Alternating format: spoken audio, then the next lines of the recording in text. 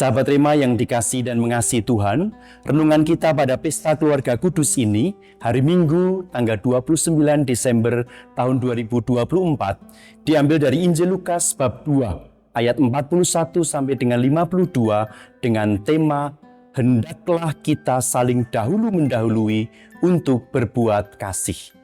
Saudara-saudariku yang dikasihi dan mengasihi Tuhan, Injil hari ini menunjukkan kepada kita semua sebuah kisah tentang Yesus yang pada usia 12 tahun dinyatakan hilang dan kemudian ditemukan di Bait Allah.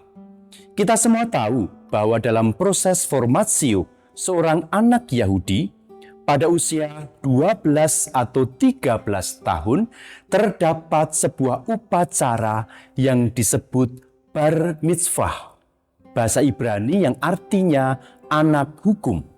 Suatu upacara yang menandai transformasi seorang anak laki-laki menjadi orang dewasa, yang mana melalui upacara tersebut seseorang dinyatakan sudah mampu untuk menjadi subjek yang bertanggung jawab atas aturan dan hukum. Maka sejak saat itu, ia diharuskan untuk menaati seluruh aturan dan hukum.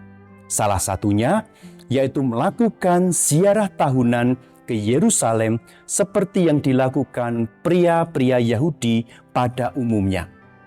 Dalam konteks ini, seorang remaja biasanya merayakan kedewasaan mereka dengan cara pergi keluar dan melakukan hal-hal yang sebelumnya masih dilarang oleh hukum Taurat. Anda semua, para orang tua, pasti tahu bahwa anak laki-laki Anda yang sudah beranjak dewasa biasanya ditandai dengan kecenderungan mulai tidak memberitahu Anda kemana dan dengan siapa mereka akan pergi. Nampaknya Yesus pun sebagai remaja juga melakukan hal demikian.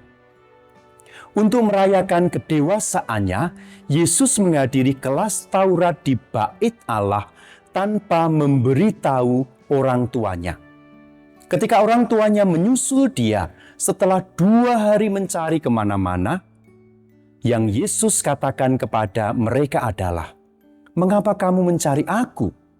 Tidakkah kamu tahu bahwa aku harus berada di dalam rumah Bapakku?"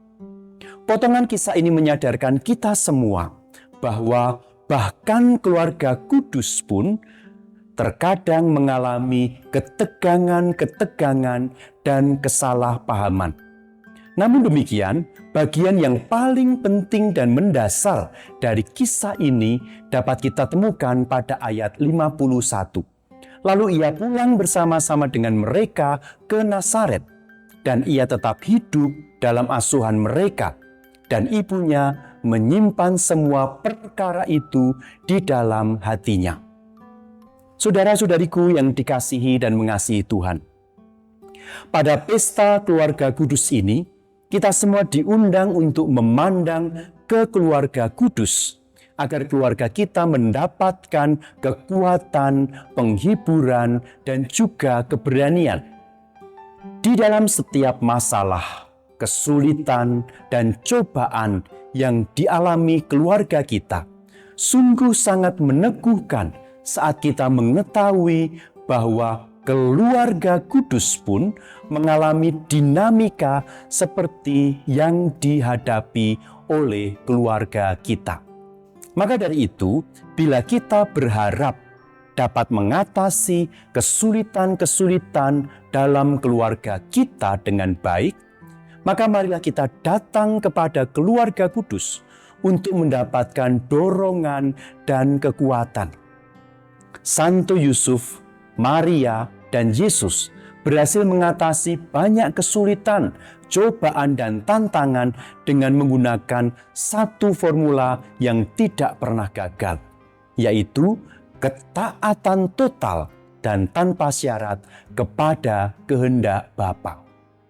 Maria senantiasa patuh dan setia kepada kehendak Allah meskipun ia menghadapi realitas yang gelap dan penuh ketidakpastian. Bunda Maria senantiasa mampu menyatakan keputusannya dengan tegas, penuh iman dan tanpa ragu-ragu. Yusuf mengikuti semua bimbingan Allah melalui sapaan yang dia terima dari para malaikat tanpa mengucapkan satu patah kata pun. Dan Yesus pun juga selalu patuh setia kepada kehendak Bapa, bahkan sampai mati di kayu salib. Ketaatan kepada Allah dan kepercayaan akan rencana baiknya adalah kunci dari kehidupan keluarga yang bahagia, rukun, dan damai.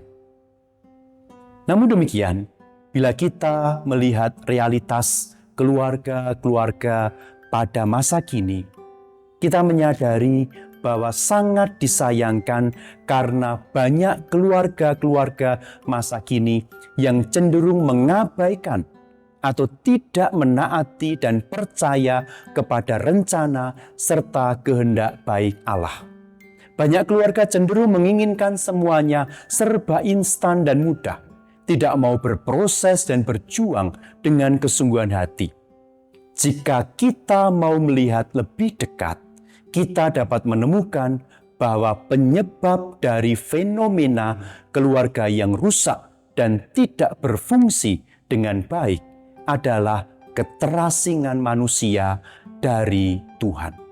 Ketika anggota keluarga menjadi sibuk dengan ambisi-ambisi pribadinya, egoisme-egoismenya sendiri, dan nafsu untuk mengejar hal-hal duniawi, maka para anggota keluarga akan cenderung menempatkan Tuhan dan ajarannya jauh di luar jangkauannya.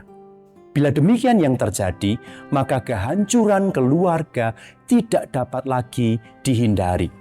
Keluarga yang berantakan, anak-anak yang putus asa dan marah, pasangan yang tersakiti, dan keretakan pernikahan adalah buah-buah pahit dari ketidaktaatan manusia kepada Allah.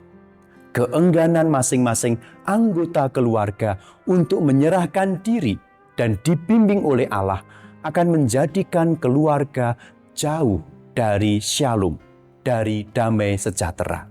Saudara-saudariku yang dikasihi dan mengasihi Tuhan, ketaatan dan iman kepada Allah adalah pelajaran penting yang diajarkan oleh keluarga kudus kepada kita.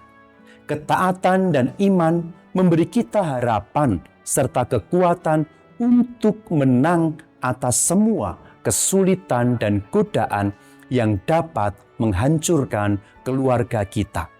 Pater Bertie, pendiri kongregasi MSF, mengatakan setiap orang membutuhkan malaikat pelindung dan hidup bersama menyediakannya. Hidup bersama dalam komunitas, dalam keluarga menyediakan malaikat pelindung. Untuk sampai pada ketaatan dan iman yang kokoh, keluarga perlu memelihara iman dan membangun hidup doa yang baik. Bunda Teresa mengatakan, kembalilah kepada doa keluarga dan pertahankanlah itu, karena ia adalah anugerah terbesar dari Allah yang dapat menyatukan keluarga. Pada pesta keluarga kudus ini, marilah kita sejenak melihat keluarga kita masing-masing.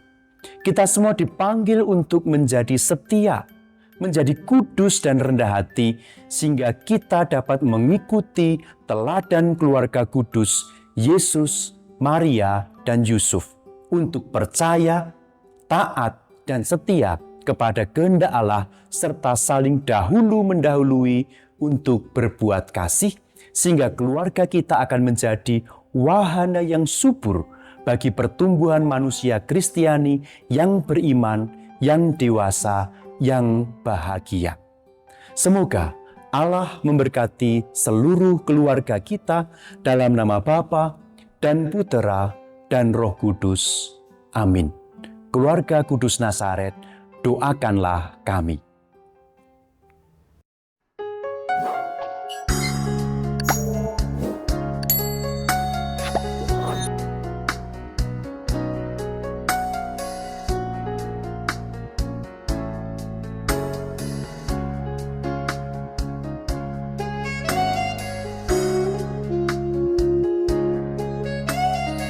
Sahabat Rema, sampai jumpa dalam program berikutnya.